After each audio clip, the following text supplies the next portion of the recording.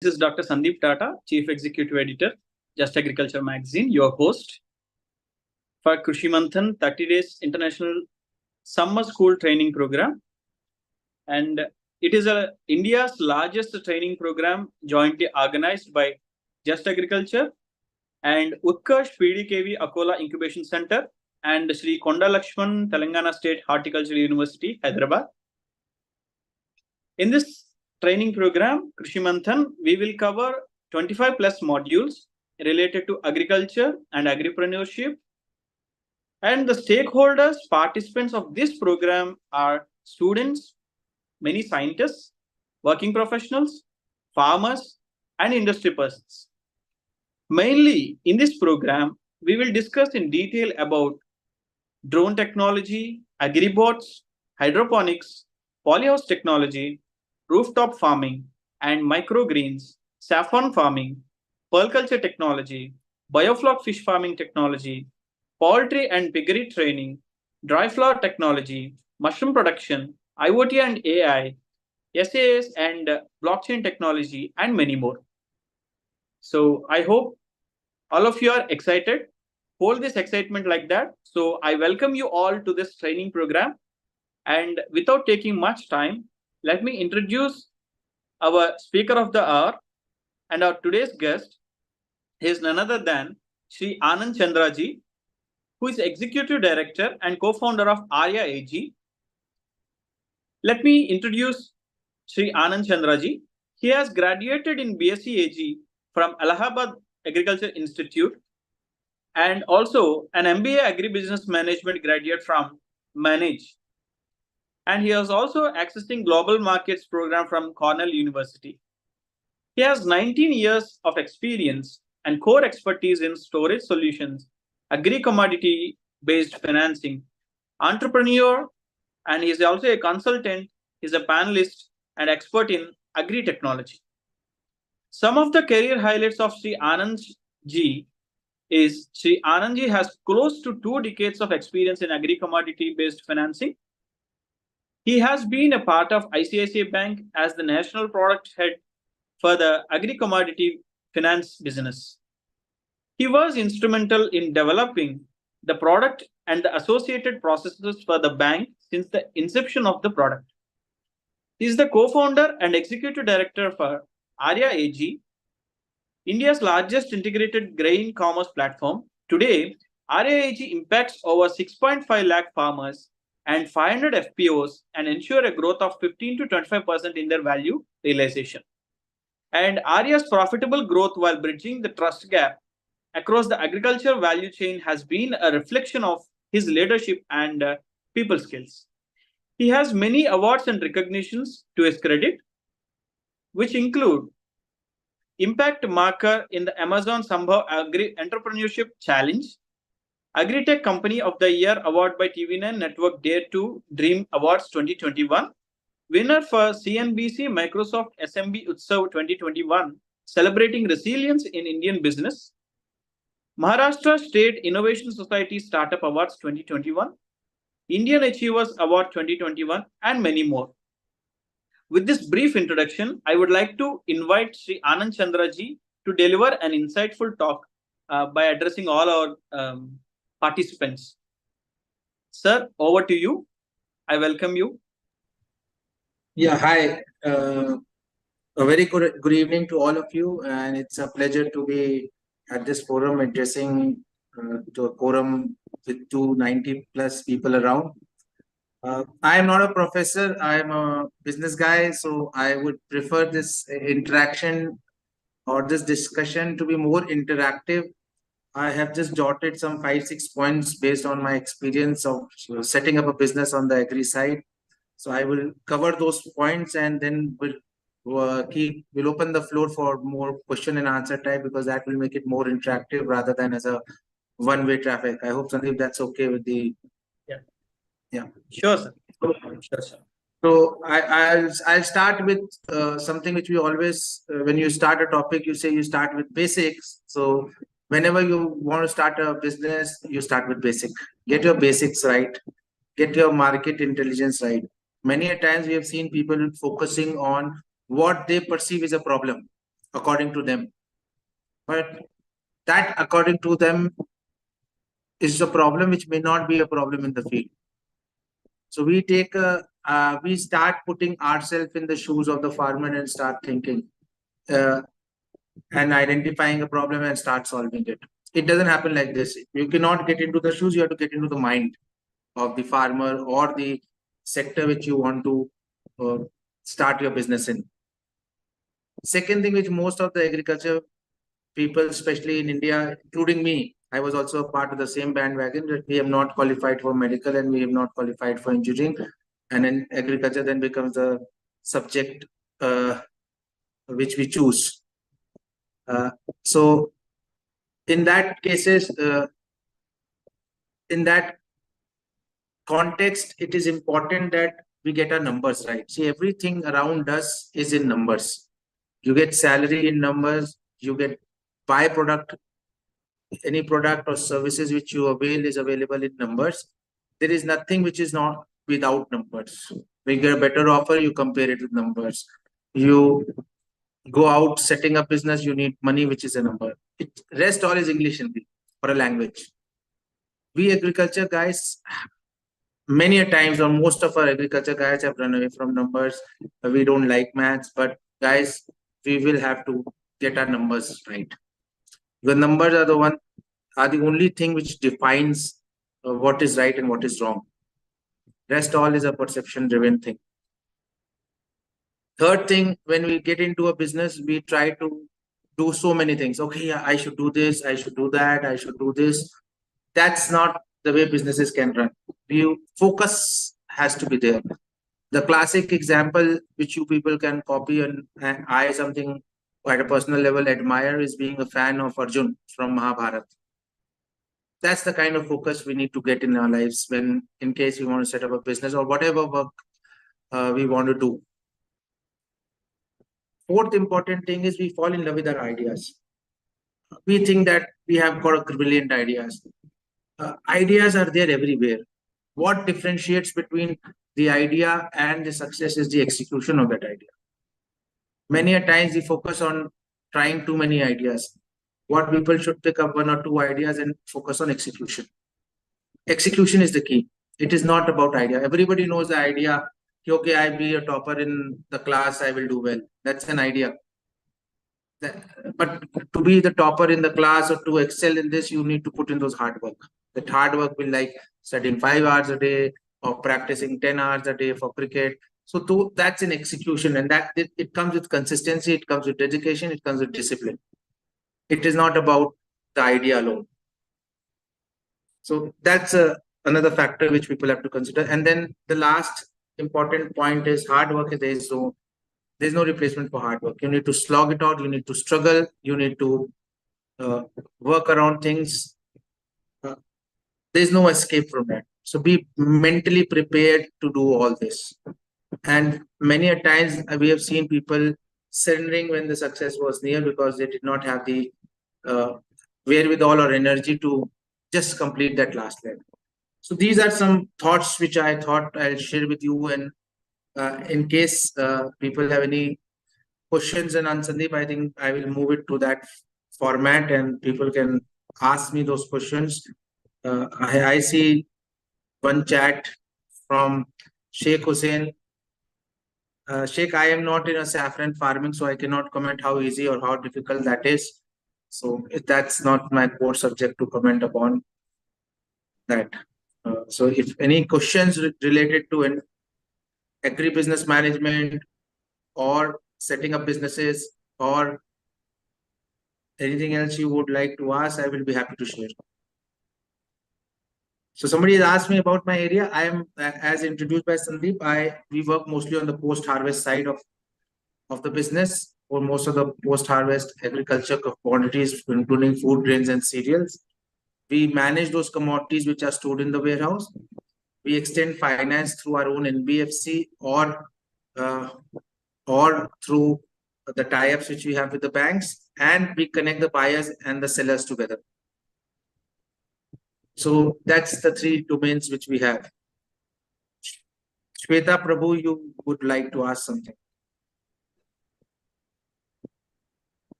Prabhu, you can ask, or Sandeep, do we have to unmute them, or how do we?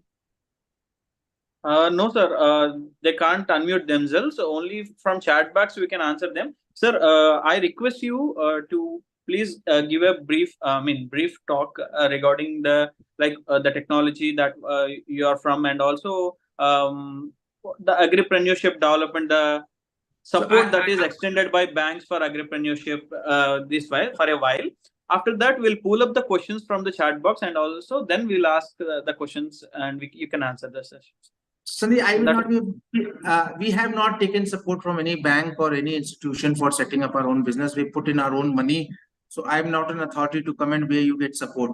I would suggest the best way to set up a business is put your own money, because when you put your own money, it becomes easier for you to get the return. When you get money for free or some charities or some grants, things goes out of hand. So you put your money, you put your neck on line, and I think you'll get answers to a lot of things you are looking for. जब अपना पैसा लगता है तो solution अपने आप आते हैं. So I'm just going through the chat boxes one by one. Yes. So so I told him, how can we start agri-business? There's no way to start. It's like setting up a business. Like any other business, you set up a business. The only difference is you are in the field of agri. So you start by incorporating your organization, and then you start before that you first identify what kind of a product or services you want to do, cater to, get your business plan ready. The business plan should have critical aspect as to what product or services you want to do, what are your target segments, what are the pricing of the product, how much are you going to earn through it, and which are the markets you will first cater, how will you gradually grow your business, and most important thing, how will the capital come for the growth and managing the regular business. That's how you set up a business. Now somebody has asked, can we agri student go for data analytics course? It's absolutely up to you, Shiv, to go for a course or not. Nothing stops you from doing a data analytic course. Whether saffron farming in Kokar area, I have no authority. I have no idea of that to comment on to Dr. Ranjit. What is the main key points to consider while doing post-harvest technology business? The key points for doing any tech business is to identify the problem to which the tech is going to solve. See, many times we fall in love with the tech. It is not the tech which is going to sell. It is the problem which the tech is going to solve will help the business to grow. I give you a classic case. People from abroad have come with technologies in or business models like farm to fork. Now look at a farm to fork concept in India. India has a lot of fragmented land holdings. Then there are a lot of consumers which are poor. Now, in this context, the Indian supply chains on the post-harvest side, and this is my personal opinions, which is great contradiction to what you will study in books and what you will study in conferences and all. Indian supply chains are very efficient from the context in what we procure from farmers, aggregate, and then bring it up to the table. They may have exchanged multiple hands. It is difficult to eliminate any single one in the supply chain, considering the quantum of commodities they handle. They are so small that if you want to corporatize the entire scheme of things, the cost at which it will be available to consumer will go up. So these are the kinds of things, where people fall in love with technology and say, we will do something which has done well in the US or Europe or other countries. It will not work like this. India is a standalone, a different animal altogether. We have different perceptions. Our land holdings are different. Our consumer base are different. Including me and you, it may look nice for us to say, okay, I am eating this apple which has come from this village from Shimla. The question is, will you be able to pay 10 or 20 rupees per kilo extra for this, or 50 rupees kilo extra for this? Answer is no. It may look good for one instance to be posted on Facebook, Instagram. Later on, it will not work. And how much percentage of population will afford this? So while you are evaluating your business model, it is important to identify who is going to pay for this. So any tech which will be successful in India or any geography will depend, is the tech going to reduce the cost, or this is an additional cost? If this is an additional cost, how is the farmer going to recover the cost by increasing the productivity or by increasing the value of the produce. Once you start evaluating on the returns kind of a thing, automatically things will fall in place. So I hope, Mr. Burani, I have answered you. Gaikwad ji, Rutuja Gaikwad, any opportunity for qualified for working with you on projects? I don't know, it's not pertinent. It's like you may share your resume, people from HR may get back in touch with you. I have no idea how do you start a mushroom business, but I'm sure this mushroom business is a lot of there in the market, a lot of literature available. Ramya, you can check with them and accordingly. Someone with the word Lenovo, how to create the market for the product and how to win the trust of the market. You cannot create a market for the product. You need to identify the need for the product first. When there is a need, the market will get itself created. And the only way to win the trust of a buyer is by way of being honest and being transparent in what you're selling and what you're delivering. That's how we also work. Prince, sir, I am a BSc Agriculture final year. What can I do now? Prince, my question, since you'll not be able to answer, I come across a lot of people asking me what to do. So I generally ask them, do you have a boyfriend or you have a girlfriend? So most people are scared to answer that. But I'm sure at this age, in this era of where we are, a lot of you have girlfriends and boyfriends. See, when you identify your life partners, you don't ask anybody for their opinions. You just like a girl, you would want to spend your life with her, you go ahead. Same thing should apply to your career also. You identify your career, you decide what you want to do, what you like doing. So identifying a life partner and doing a career is the same way, are very correlated. If you choose a wrong life partner, you will suffer. Same thing applies to your career if you choose a wrong. So what you do, you take a divorce or you move to another life partner. Same thing applies to your career. If one course is not working, you change course, you learn something new and move ahead.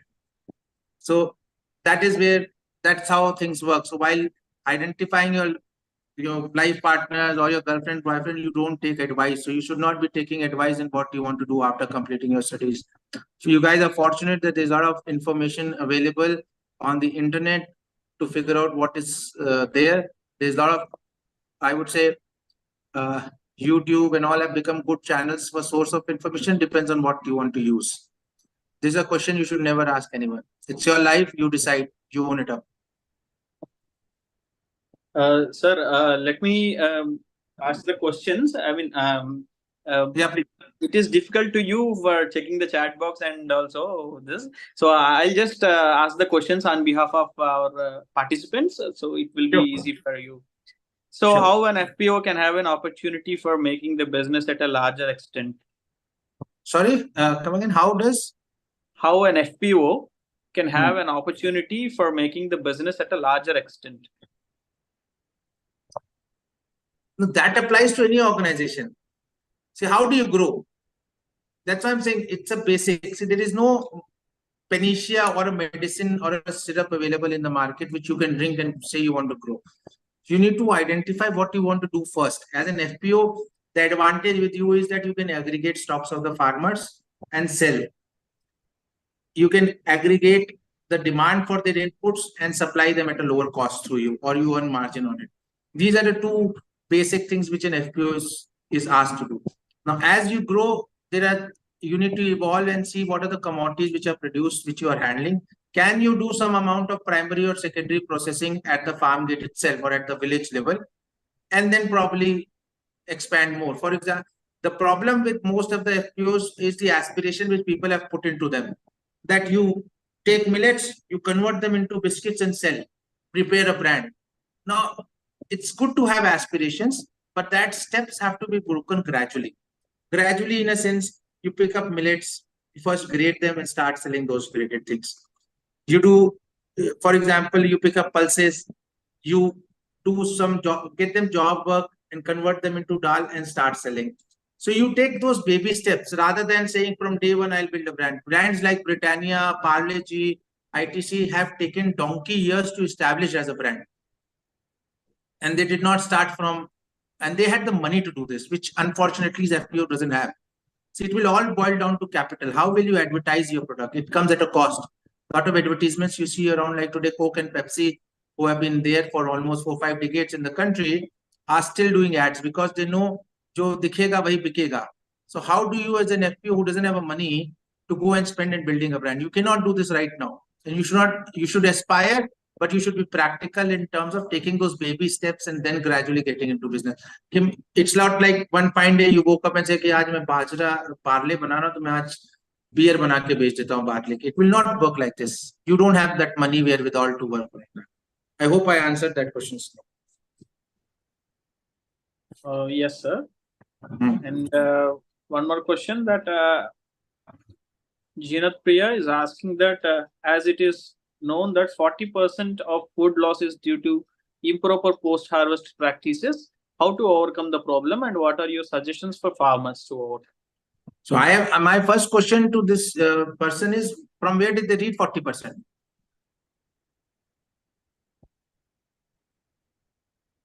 Yes, sir. See, I tell you, the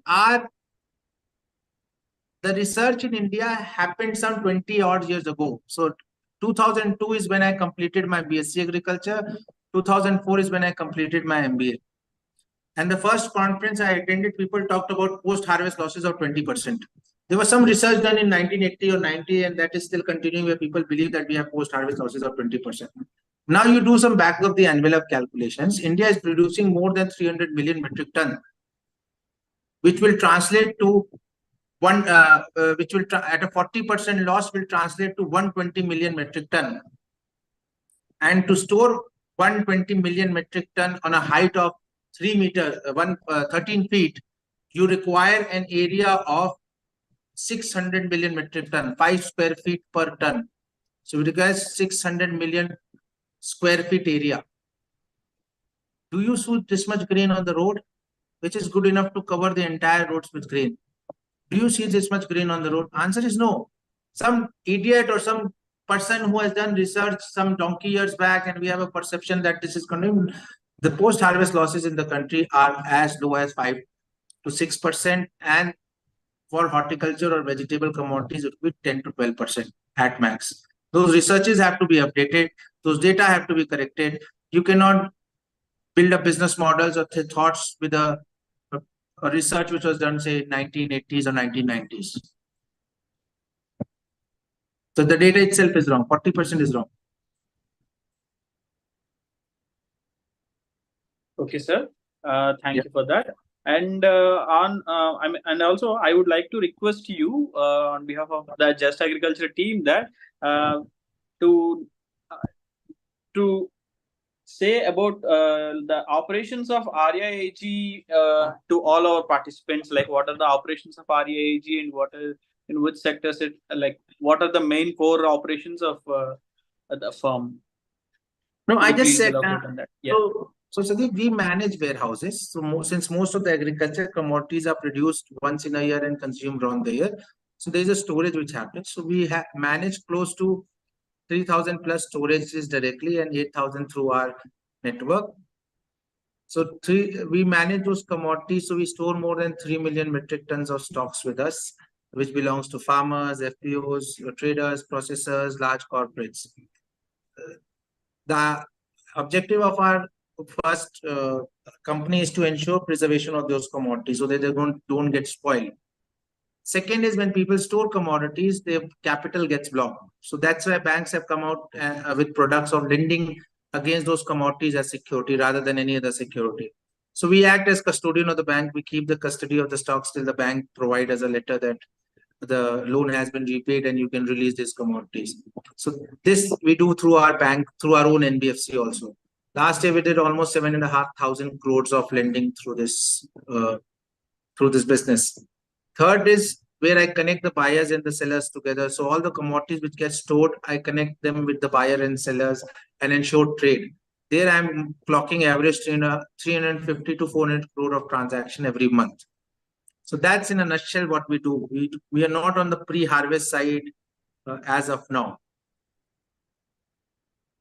Okay, sir. Okay. Further, they were asking, how do we know about the market size of any product? What things should be kept in mind while planning is to establish a firm? Sorry, And sorry, also any, yes, sir. So establish a firm. It depends on what you want to set up. The best way to set up is a private limited company. Any CA can guide you in setting up that company. And identifying the market, you cannot identify market without going into the market. Okay. Yes. So you will have to go down to the base. Yes. Yes. You missed my question. Somebody wrote something, I think. You spoke about numbers, but where can we look at number? Which place is good to understand demand and supply? How to start agribusiness from ground level and management?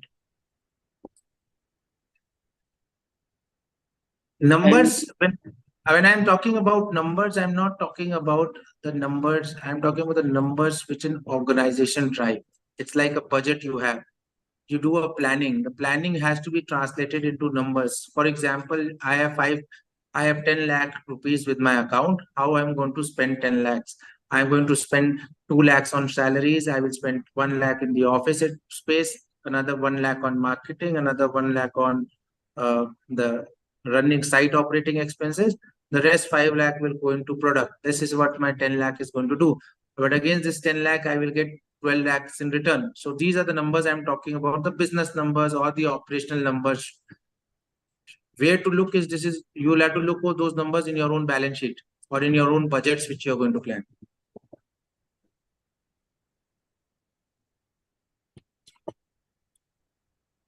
Okay, sir. And sir, please tell about inventory management in agribusiness sector. So Hariharan is asking the question. So it's a vicious cycle. Inventory management and most of the processors, if you look at agri commodities on the processing in India, the cost of the output, which is like say pulses, the split dal which you get, or the rice you get, or the soya oil you get out of soya bean or the mustard oil, the raw material cost constitute around 65 to 70%. Now, when the raw material cost is itself 65 to 70%, in our endeavor to make profit, the best way to do is to reduce your raw material cost. So most of the people look at buying commodities when the prices are low. So that's when they do. Most of the inventory management starts from this. So if they find a price arbitrage to below, they store. Rest, if the prices are on a higher side, they will work on a hand to just in time or on what is available. They will not store if the prices are on a higher side. So it all depends on the prices. In inventory management in agriculture is quite unpredictable because there's no thumb rule. For example, this is what people do. But for some people, like say Britannia, ITC, who are into the end consumer product or more specialized consumer products like the atta, or for example, I would say the better example would be biscuits and all, which are slightly specialized product, and they have to be in the market.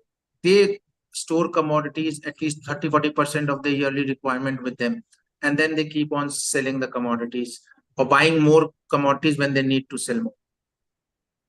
So that's how they manage inventory. And inventory management is mostly outsourced by them to guys like us who scientifically store their commodities, keeping it safe. Okay, sir. Okay. And they're asking how to deal with the mushroom farming loss due to economic issues. And I have no idea. Yeah, sir. And sir, many flowers are wasted because of decrease in price. Did you have any ideas to prevent the wastage in your point of view? No idea on flowers. Yes, sir. So please tell us Yeah. something about cold storage and its costs and benefits. See, cold storage is an infrastructure. When the first conference which I attended in 2004, people were talking about building cold infrastructure in agriculture. The last conference which I attended in May, they were still talking about the same. Unfortunately, the cost economics of cold storage is not fitting up. It is used mostly for potatoes and a bit of tomatoes. the other specialized product, people are not ready because of the various reasons. Like for example, Apple, the cold storage technology, the best technology which you can adopt in a cold storage is called the CA cold storage, the controlled atmosphere cold storage, where you can store Apple up to 9 to 10 months. Now, sometimes in the off season, you would have seen apples which are stored in a normal refrigerated kind of a cold storages. You will see some kind of a readiness inside when you cut the apple. When you store in a controlled atmosphere cold storages, those redness is not there. Unfortunately, when you store in a controlled atmosphere cold storages, the cost of storage is high, which end of the day has to be passed on to the consumer. Considering the Indian context, it is difficult to pass on the cost. Indian markets are very price sensitive. So these structures have not been very successful apart from just few in numbers. So cold storages are still struggling considering the cost in which they get built in. The electricity cost adds to more challenges for them. So they need to use DG. DG increases the cost of electricity or the cost of maintenance by at least 3 times. So these are the challenges why cold storage business are not flourishing well in India. And this still remains a challenge until unless there's a technology which comes in which can reduce the cost of the infrastructure in itself.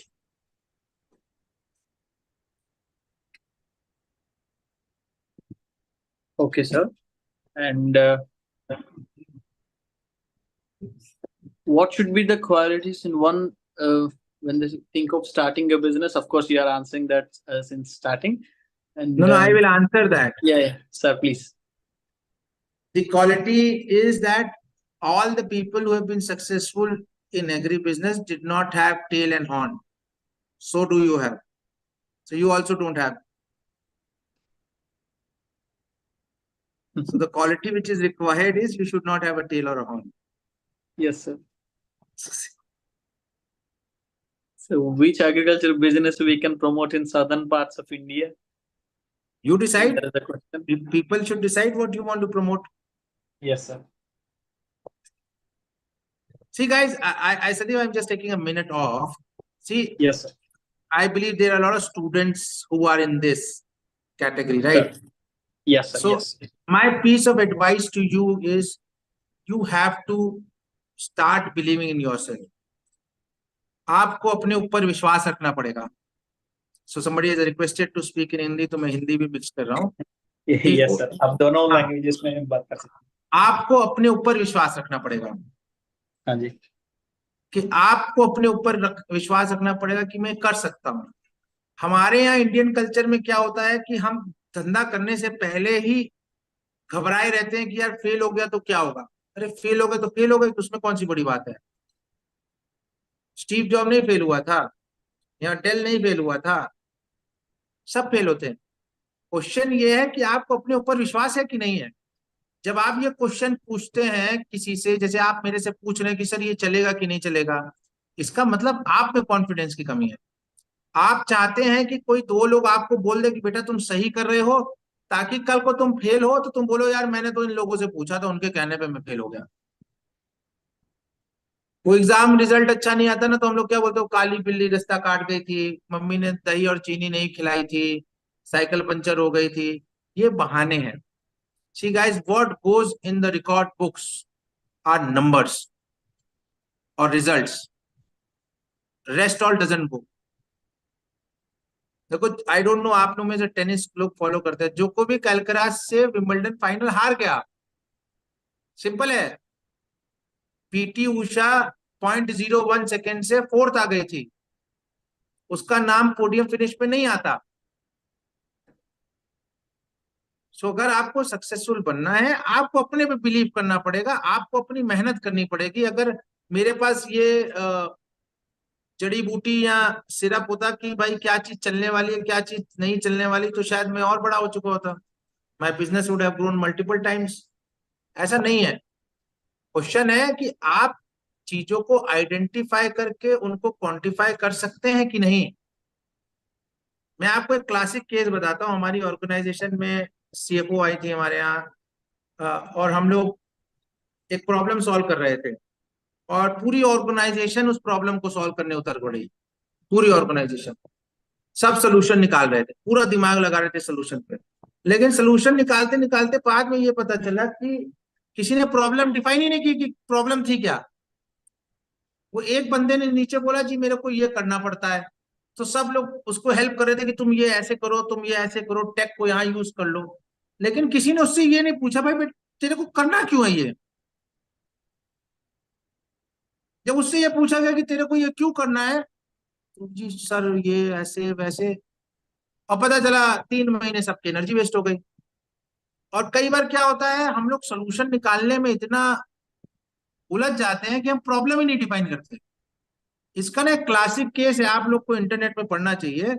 Japan में एक soap बनाने वाली company थी।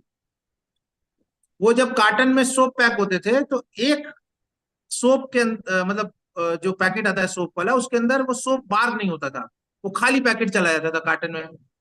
अब इससे company की बड़ी बेइज्जती होने लगी यार कि कार्टन में 20 तुम लिखते हो, निकलते 19 है, एक खाली रहता है। अब कंपनी ने तुरंत सब सीनियर लीडरशिप सबको बुला लिया कि भाई बताओ इसका क्या सोल्यूशन होगा।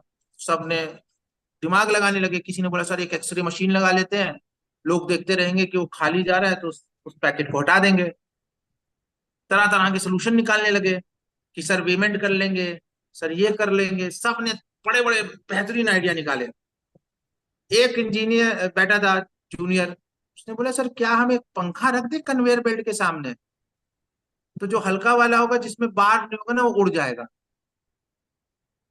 उन्हें 1000 रुपए में सोल्यूशन दे दिया। यहाँ लोग लाखों करोड़ों खर्च करने वाले थे एक्सरे मशीन लगा के, फिर एक्सरे मशीन पे 24 घंटे 3 आदमी बैठते, 8 8 घंटे की ड्यूटी करते।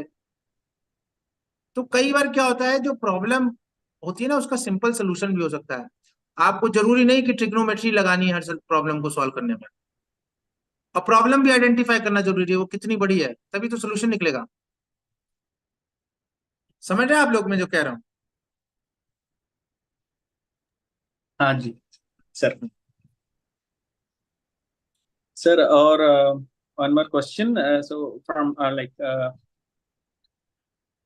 commodity, agri-commodity based finances. So अब यार Sandeep, what are the somebody is sir? asking me to talk in English. ये सर क्योंकि यहाँ पे दूसरे स्टेट्स पे से भी बहुत सारे लोग हैं सर, इसलिए आप अंग्रेजी में भी बात कर लीजिए। अच्छा। हाँ sir, what factors influence the valuation of agri commodities in financial markets? In financial market, Yeah.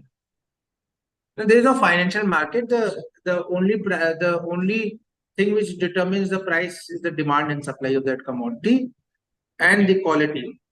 Quality is, say for example, today wheat which is for a cattle feed will go at 10 rupees a kilo, which is good for a atta will go at 25, which is slightly lower in quality, which goes to breweries will be at 16.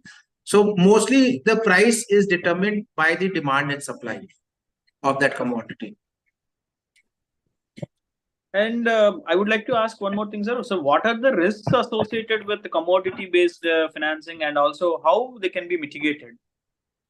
So the major risk which is associated with commodity-based finance is the management of those commodities. The stocks which are in the warehouse are of the same quality and the quantity is same as to what is declared, because that's your primary collateral on which the bank extend finance.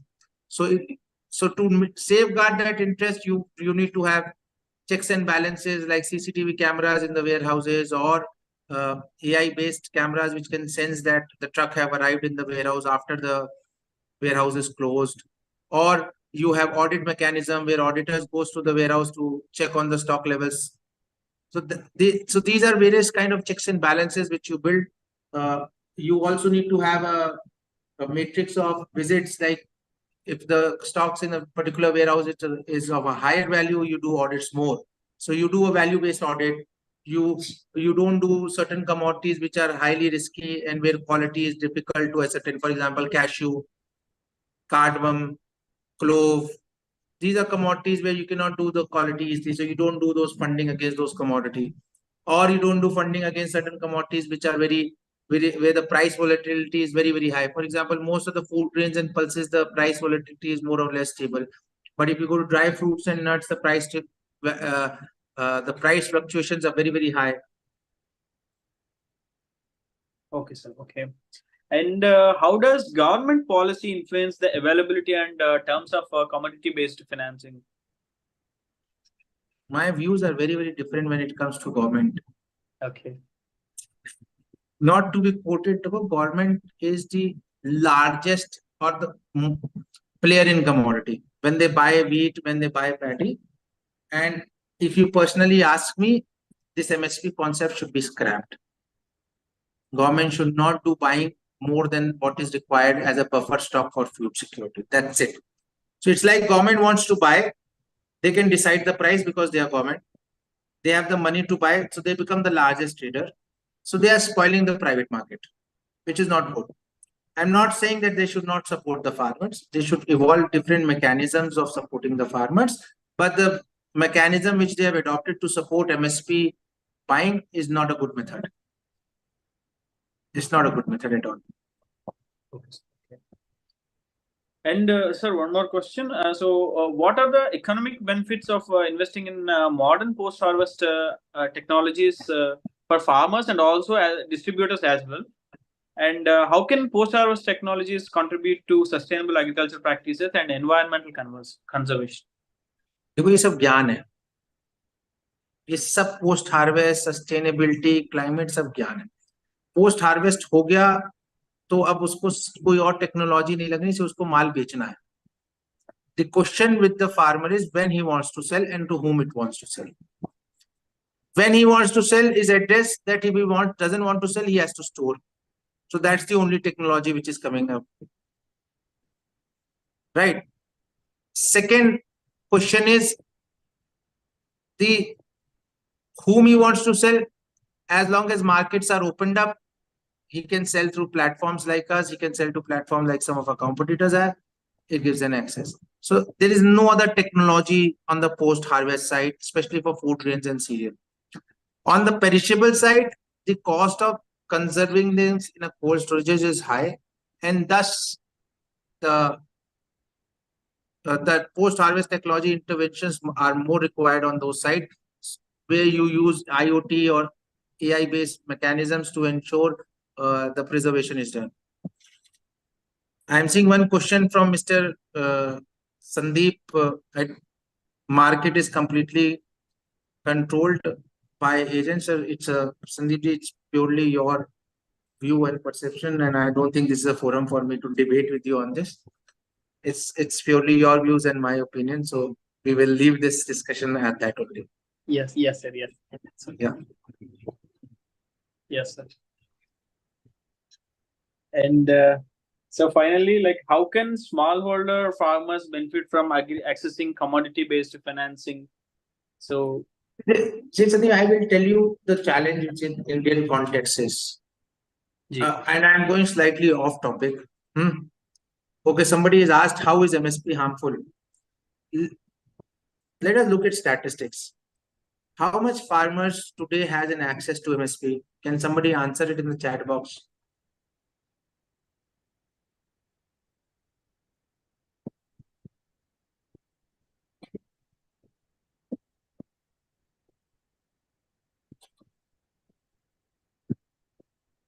I hope no one has. So that's what I'm saying. When people debate, people have to debate on numbers. Someone is answering 10 to 12. That number is half of it. G. So that means 94% people today don't have an access to MSP. Sir. So with 6% people benefiting, do we want it to call as a good mechanism? My answer is no.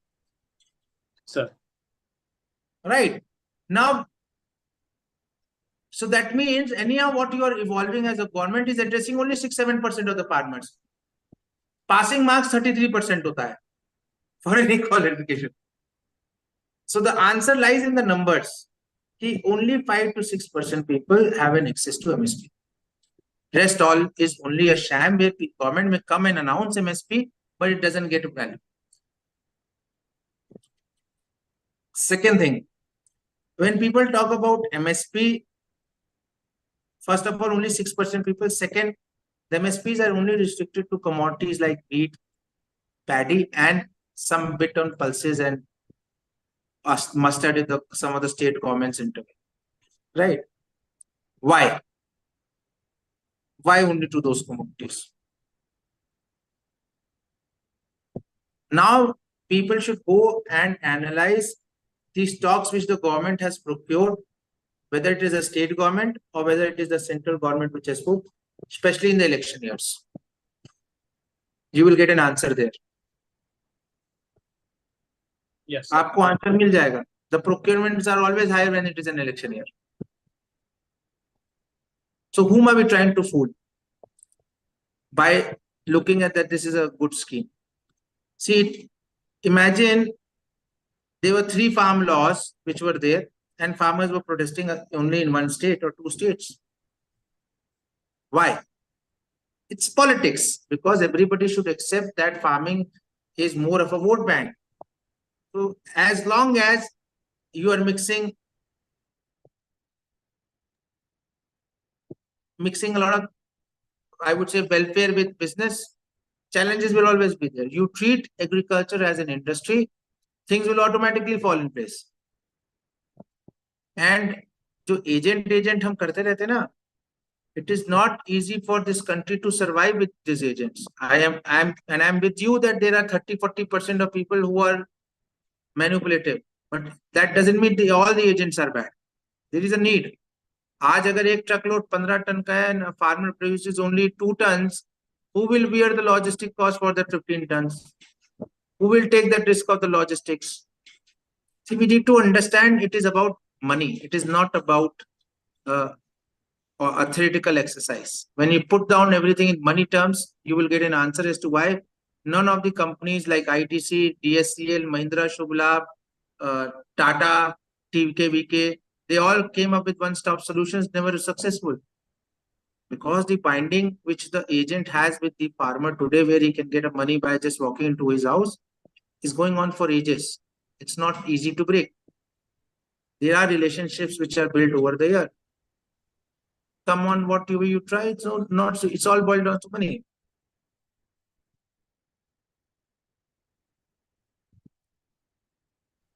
Yes, sir. Thank you. Yeah. Thank you for your answers. And so let us conclude the session with this now, sir. So on behalf of Just Agriculture Education Group and also our knowledge partners, PDK Viakola and Konda Lakshman Telangana Horticulture University, Hyderabad, on behalf of the whole Krishi Manthan team, which is a 30 days summer school international training program, I thank you a lot, sir. Thank you for sparing your time to answer all the questions with utmost patience and answering all the questions from our participants. Of course, our participants are highly enthusiastic. So thank you for answering all the questions. And I think just next time, Sandeep, what you guys can do is you can allow them to unmute on an individual basis and make it more of a debate. That will, because it becomes one-way traffic. So some of the things which are more interesting is when you ask people those relevant questions. See, like when I go to different colleges, especially my own college, to speak with people, I ask them questions. So that intrigues their thought as to why somebody is asking. See, when it's a one-way flow, the comprehension of the subject is slightly difficult. They may not be able to comprehend so well. So probably when you do, my suggestion for the next session, in case you want to call me, that's purely your call, but would prefer an open session where people can ask and communicate. That will make it more vibrant. Yeah, yes, sir. Sure. Definitely will follow your suggestions. But the problem from our side is that monitoring almost 500 people in the chat room or Zoom platform, because muting and unmuting, so unwanted noises will be there. So there will be some problem on our side. Zoom has an option where you can mute somebody on your own. Yes, sir. I do agree. So because of those technical problems that we have unmuted all the participants and we have given the access to only the host and co-host. Next time, definitely we'll follow your suggestions and we'll try to implement in the next sessions. And thank you so much on behalf of Krishi Manthan training program, sir. Thank you so much. Thank you so much, and thank you guys for your patience hearing. It's a pleasure to be here. Thank you so much. Good night.